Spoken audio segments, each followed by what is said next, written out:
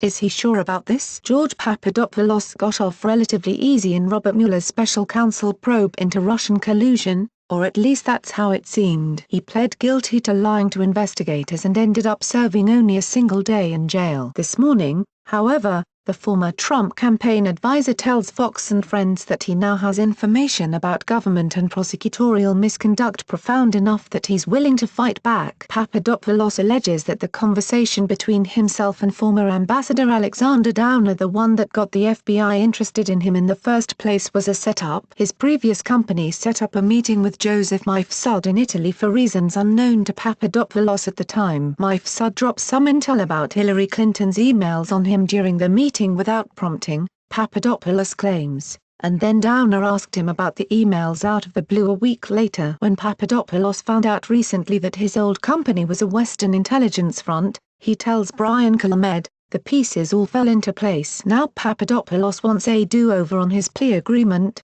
and some members of Congress want a broader investigation into it. After a closed-door interview with Papadopoulos yesterday, Freedom Caucus leader Rep. Mark Meadows accused the Department of Justice of violating Papadopoulos' civil rights. One of President Trump's top allies on Capitol Hill is calling for members of the FBI and Justice Department to be referred for potential disciplinary action over their scrutiny of former Trump campaign advisor George Papadopoulos, alleging without evidence that his constitutional rights may have been violated by federal law enforcement officials. Not only was there no collusion, but there was not even the opportunity for collusion based on his contacts with alleged Russian intermediaries, said Rep. Mark Meadows, recounting what Papadopoulos told lawmakers during a 7-hour, closed-door interview Thursday with members of the House Judiciary and Oversight and Government Reform Committees. "I'm very troubled that his Fourth Amendment rights may have been violated and the way that this was conducted was inappropriate," Meadows added. He said he would recommend that an unspecified number of officers be referred to the Justice Department's Office of Professional Responsibility,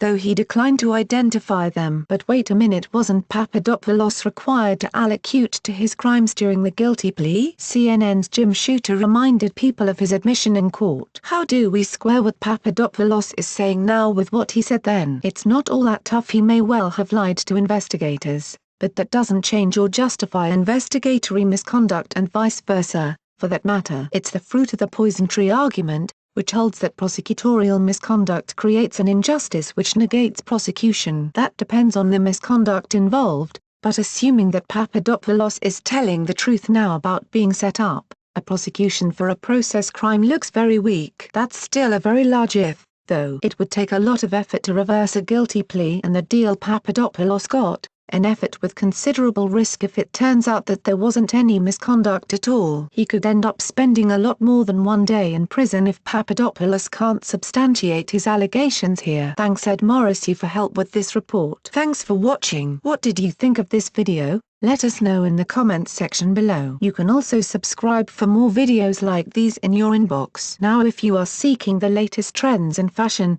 and electronics and gifts and more of the coolest things that you never knew existed at the best prices, please feel free to visit www.athismall.com. Once again, that is www.athismall.com. Share this video with your friends and family. Since you're watching, we have a small favor to ask. More people are viewing our videos more than ever, but advertising revenues across the media are falling fast. And unlike many news organizations, we haven't put up a paywall. We want to keep our journalism as open as we can, so you can see why we need to ask for your help. Our videos and reports takes a lot of time, money and hard work to produce. Our investigative reporting uncovers unethical behavior and social injustice that helps to hold governments, companies and individuals to account. Through this we can, together, create meaningful change in the world. We do it because we believe our perspective matters, because it might well be your perspective too. For as little as $1, you can support us, and it only takes a minute. Thank you. Like and share this video on Facebook and Twitter if you agree. Don't forget to support this channel by clicking on the donation link down below and subscribing so you never miss any of our trending reports. What do you think about this video? Scroll down to comment below. Now if you are seeking the truth or guidance or need a prayer request or studies, please visit followyeshua.com at www.follow.y. E. S. H. U. A. Now.com. Please note that we have changed to a new YouTube channel, the link is in the description box below. Please subscribe to the new channel, as this one will no longer have new videos and reports posted to it anymore.